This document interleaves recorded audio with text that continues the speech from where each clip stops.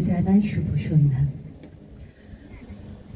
আমরা জানি বৈশাখ মানে বাঙালির বর্ষবরণের মাস, আর যিনি আমাদের মনে প্রাণে বিরাজমান সেই মহামানব কবিগুরুর জন্ম মাস।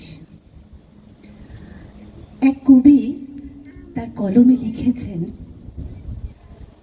রবীন্দ্রনাথকে নিয়ে, আমি একদিন হাসতে হাসতে ঈশ্বরকে জিজ্ঞাসা করলাম, ঈশ্বর স্বর্গ কোথায়? ঈশ্বর জানালেন, স্বর্গ মানুষের মনে। আবার তাকে জিজ্ঞাসা করলাম, তাহলে মানুষ কেন মরে যায়? তিনি হেসে উত্তর দিলেন, কিছু মানুষ মরে গিয়েও বেঁচে থাকে, যেমন রবীন্দ্রনাথ, যাকে তারা বোঝেন, তারা বলেন পৃথিবী স্বর্গ, মানুষ সত্য। আর যারা বোঝেন না তারা বলেন পৃথিবী নরক, মানুষ অসত্য। সুতরাং এই মানুষটিকে ছাড়া কোনো অনুষ্ঠান সম্পন্ন হতে পারে না।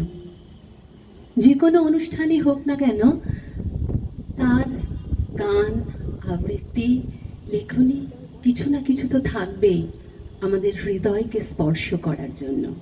তাই আজকের এই অনুষ্ঠানে রয়েছে প্রচুর পরিমাণে রবীন্দ্র ভাবনা, তার স্পর্শ। আমাদের দুর্গাপুর কয়েরের পক্ষ থেকে আজ বৈশাখী আড্ডার আয়োজন করা হয়েছে।